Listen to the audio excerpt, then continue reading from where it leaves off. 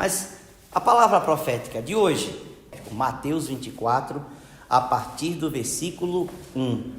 Mateus 24, a partir do versículo 1. Aqui são profecias, certo? Que Jesus vai falar. Então, antes de Jesus começar a falar das profecias, tem os acontecimentos que dão o início ao que Jesus vai falar. A partir do versículo 1 de Mateus 24, Jesus saiu do templo, olha, e enquanto caminhava, até falamos isso semana passada, enquanto caminhava, os seus discípulos se aproximaram para lhe mostrar as construções do templo. Esse é o templo que Herodes, ele reformou o templo, ele reconstruiu o templo. Então esse templo é chamado Templo de Herodes, apelidado Templo de Herodes, né?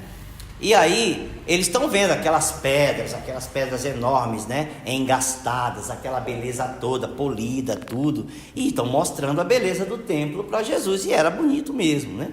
E aí, Jesus vai dizer o que? No versículo 2 de Mateus 24. Ele, porém, lhes disse: vocês estão vendo todas estas coisas? Em verdade lhes digo que não ficará aqui pedra sobre pedra que não seja derrubada.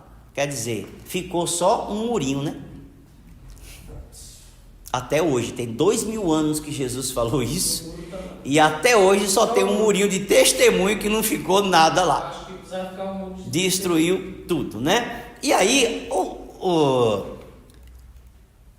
passa o tempo, versículo 3 em diante, começa então, vem a famosa pergunta dos discípulos, que ela é uma pergunta com 3 perguntas dentro.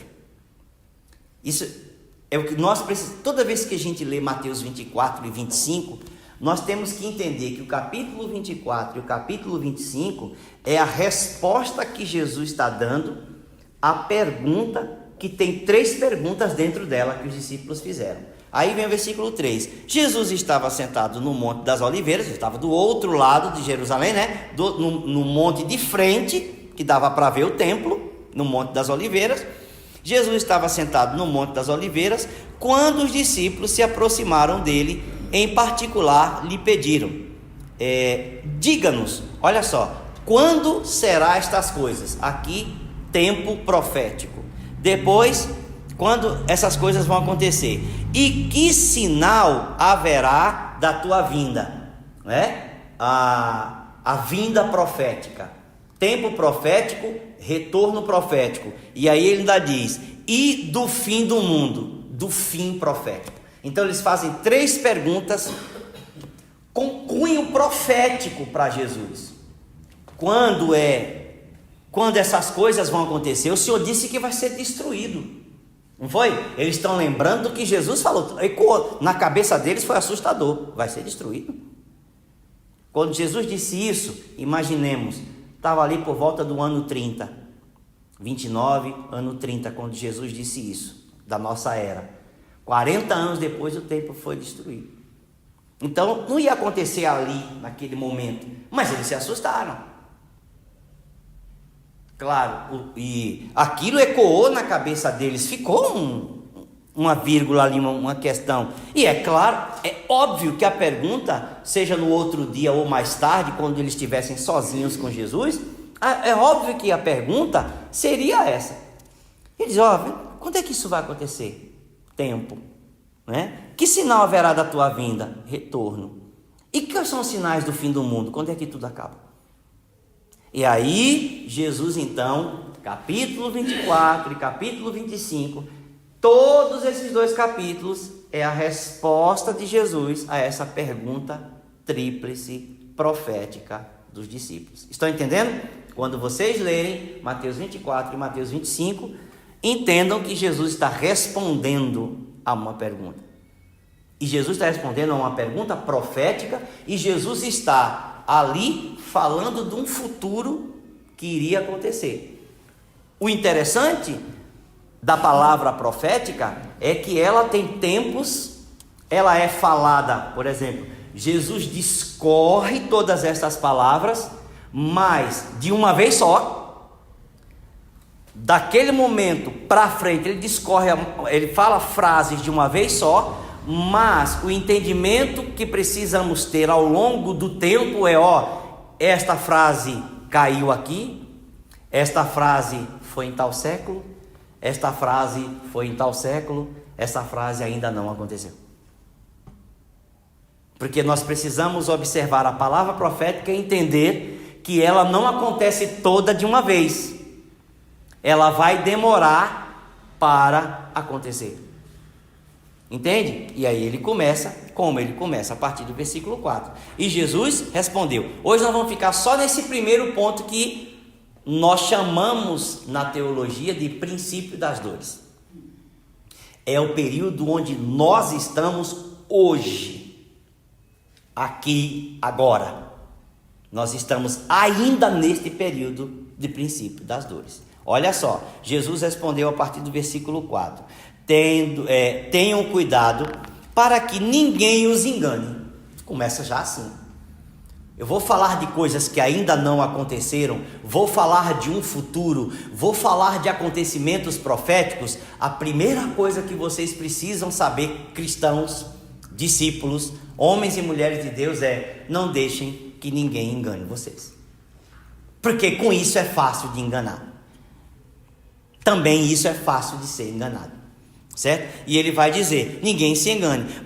Começa assim: porque muitos virão em meu nome dizendo eu sou o Cristo, e enganarão a muitos. Olha só, gente, nós estamos 2000 anos praticamente exatos que essas palavras saíram dos lábios de Jesus, e 2000 anos depois, em nosso país, tem um camarada que se diz que é um Cristo,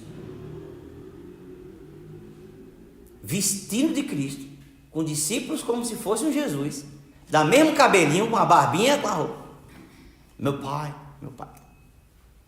Hoje nós temos alguém dizendo eu sou. No Brasil, no nosso país, nós temos um cara que se diz eu sou o Cristo. Isso tem num monte de lugar no mundo, mas no nosso país nós temos um famoso. Vai levar milhares. Famoso, né? Dirão, então Jesus, ó o que Jesus está falando, isso aí vai ser normal, filho. Então não deixem que ninguém engane vocês, porque isso vai acontecer. Ele continua, versículo 6, é isso? Versículo 6, ainda estamos no versículo 6. E vocês ouvirão falar de guerras e rumores de guerras. Fiquem atentos e não se assustem. Olha como está na versão Nova Almeida atualizada.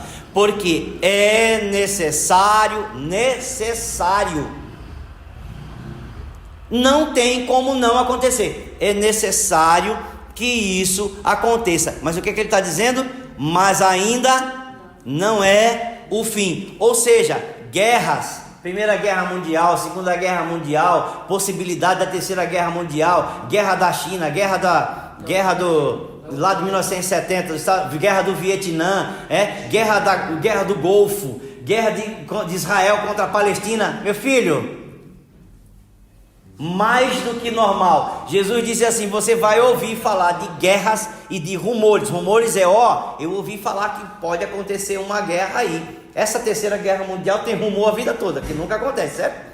Então Estados Unidos contra a Rússia, a China com não sei o que, que alguém pode simplesmente chegar lá e jogar uma bomba atômica em algum lugar, as nações, o Irã, querendo arma nuclear, não sei o que, aquela coisa toda, né? Rumores de guerra, sempre com rumores de uma grande guerra, de uma possibilidade de uma destruição em massa. Estamos sempre ou com guerras ou com rumores de guerra. Alguém disse, eu não tenho ideia de como ele fez essa contagem, mas alguns anos atrás eu tinha lido que em todo o período da história humana,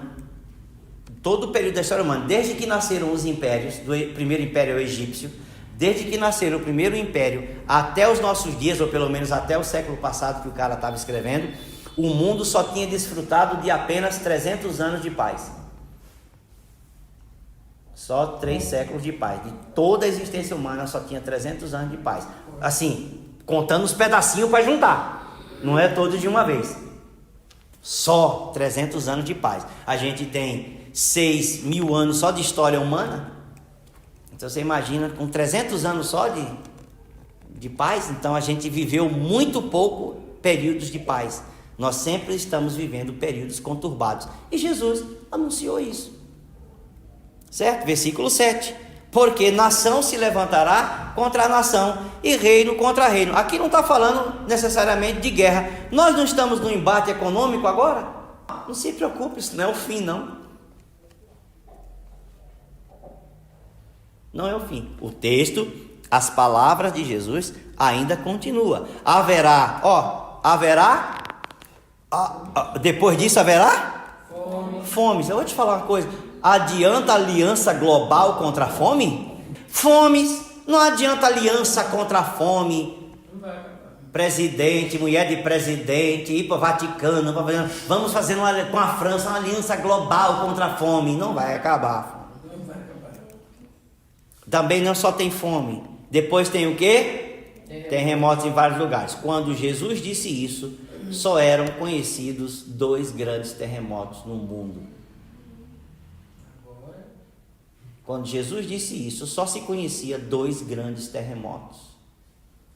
E hoje nós temos terremotos de 4 pontos na escala Richter, 5 pontos na escala Richter, quase todos os dias, vários por dia. Esse de Mianmar, 7,7. Todos os dias a terra treme. E esse foi grande. E naquela época não tremia. Quando Jesus disse isso, também foi estranho ouvir terremotos em vários lugares. Terremotos em vários lugares. Que mais? Versículo 8. Porém, todas estas coisas são só o quê? Princípio das dores é a expressão que ele usa. Lucas, se eu não me engano, Lucas é que vai trazer essa noção. Princípio da dor é a expressão que ele usa para quando a mulher está para dar à luz. Dores de um parto. Dores de parto. As primeiras dores. As primeiras dores de parto. Aí ele fala assim, as primeiras dores não é o parto. Ainda tem chama, filho. A primeira dor é para te lascar. As primeiras dores, elas começam onde? No 7º mês, no 6º mês. Não são dores. São princípio da dor. É isso que ele quer dizer, princípio das dores. É só o começo da dor do parto, nem é o parto. A criança nem está pronta para nascer. Mas já vai doer. E tem 2000 anos que nós estamos com o planeta grávido, com as primeiras dores de 7 meses. O problema é que quando começam as primeiras dores, elas só aumentam e a gravidez vem com muita dor, se for um parto normal, certo? E aí 9, vocês serão entregues. Agora Jesus muda o foco. Jesus cria um quadro geral, global. E aqui, obviamente, versículo 9, você já sabe que Jesus, você está vendo, é mais ou menos assim, é como se Jesus estivesse olhando, parece isso, quando você lê, parece isso, que ele está olhando para o ar, ao longe.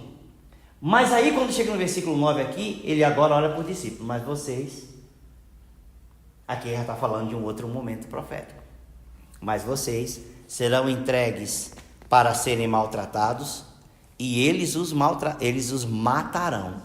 Aqui Jesus está falando de quê? Das perseguições sobre o Império Romano, certo? Eles os matarão.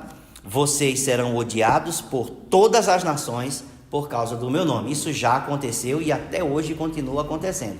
Mas nessa época era pior, porque os cristãos morriam mesmo de baciata. Perdiam tudo, era criança, era adulto, o que tivesse, não tinha negócio de escravizar a mulher não, matava todo mundo mesmo, certo? E foram quase 300 anos de perseguição contra a igreja, matando desse jeito. Aquele povo era crente de verdade, alguns dizem, né? Odiados por todas as nações por causa do meu nome. Versículo 10.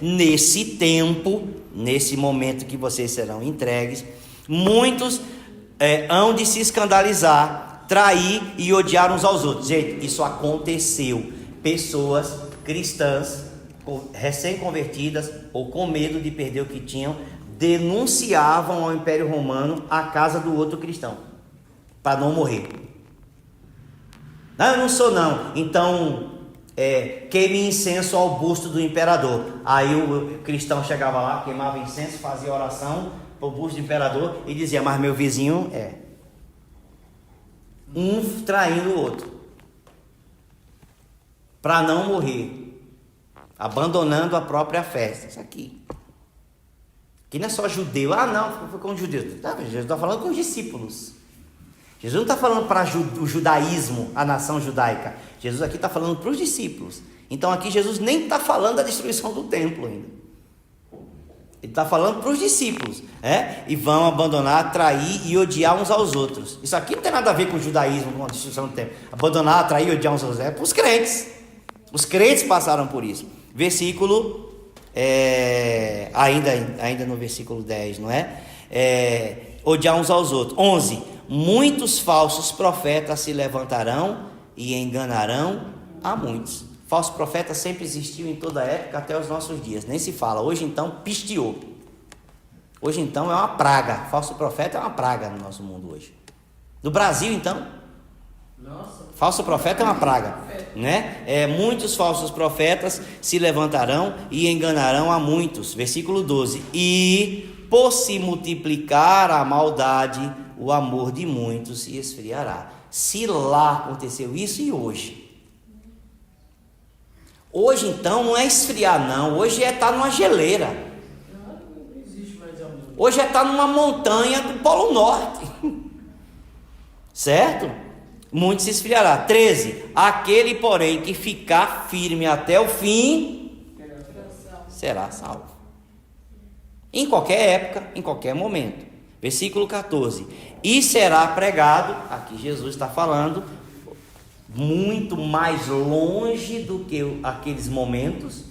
Jesus está dizendo, e será pregado este evangelho do reino a todo o mundo para testemunho a todas as nações, então virá o fim. Aí ele diz virá o fim e ele continua. Então que fim é esse? Esse aqui é o primeiro fim. Que fim é esse? A gente chama isso do fim da era da igreja. Esse é o fim da era dos discípulos, entende? Esse fim é o da era da igreja na terra. O fim da era da igreja na terra vai passar. Então esse é o fim. Como é que a igreja encerra os seus dias na terra? Esse fim, a igreja evangelizando o mundo todo, dando testemunho a cada uma pessoa na língua natural.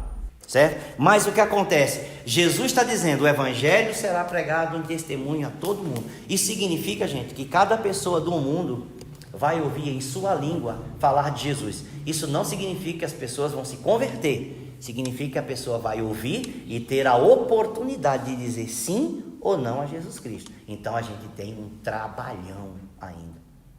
Então assim, nós temos um problemaço, e aí a gente tem aqui uma palavra profética que eu quero falar aqui, para encerrar. Nós temos no versículo 13, uma palavra profética de Jesus, que a gente sabe que há dificuldades para que essa palavra profética aconteça. E a dificuldade às vezes é causada pela própria igreja, que não faz a sua parte na evangelização do mundo. Certo? Jesus deixou claro que um dos elementos proféticos do fim da era da igreja, dos acontecimentos futuros proféticos que ele narrou, um dos elementos, e talvez hoje o principal elemento, que é o que falta, porque do que a gente leu aqui só falta esse, até esse ponto. No princípio das dores, só falta esse, não falta mais nenhum. Tem terremoto, tem guerra, tem rumor de guerra, tem fome, tem tudo, já acontece. Certo? Destruição do templo já aconteceu, e ele vai repetir um pouco da destruição do templo na vinda do Filho do Homem, mas que ele pincela coisas assim na destruição do templo. Depois a gente vai entender que é a destruição do templo. Ai de vós quando tiverem, ai das grávidas que tiverem, ai das mulheres grávidas, para que a vossa fuga não aconteça no sábado. É a destruição do templo, é o cerco de Jerusalém. Não aconteceu isso em nenhuma outra, e nem vai acontecer isso em nenhuma outra época da história humana. Entende? Então, tem coisa que a gente sabe que aconteceu ali no ano 69 e no ano 70, pelas palavras, porque foi isso que aconteceu, e não vai acontecer em nenhum outro lugar, nenhuma outra época. Então, não vai ter mais a fuga das grávidas agora, na vida do anticristo. Não tem nada disso. O problema do anticristo não é nem um problema de simplesmente sair matando pessoas, o problema do anticristo é o controle total. E aqueles que rejeitam o controle total, o problema é exatamente esse, é outra coisa, né? Mas nós temos aqui uma palavra profética no versículo 14, né, do 3, no versículo 14, Mateus 24, 14, que o evangelho do reino será pregado em testemunha no mundo todo, e aí virá o fim da era da igreja na terra, e a igreja às vezes está impedindo o próprio acontecimento, porque a igreja não entendeu o versículo 14 e não está praticando esse versículo, porque foi uma profecia de Jesus, e essa profecia é para acontecer. Então, esses movimentos que ficam tentando sempre trazer de volta a evangelização global, gente, isso é importantíssimo para a igreja. E nós temos que orar. Um dos motivos de oração é que cada pessoa do mundo escute sobre Jesus. Que cada pessoa viva desse mundo, em nossa época, escute a mensagem de Jesus. Escute o evangelho. Por quê? Porque assim estaremos fazendo a nossa parte para que esta profecia aconteça. Ela vai acontecer, quer a igreja queira ou não, ela vai acontecer, mas tem que surgir às vezes uma geração, tem que morrer uma geração para surgir uma nova que pense em fazer isso. E às vezes Deus está esperando uma geração ir embora para poder a outra vir e fazer. Ainda tem isso. Vamos ficar em pé? Vamos orar?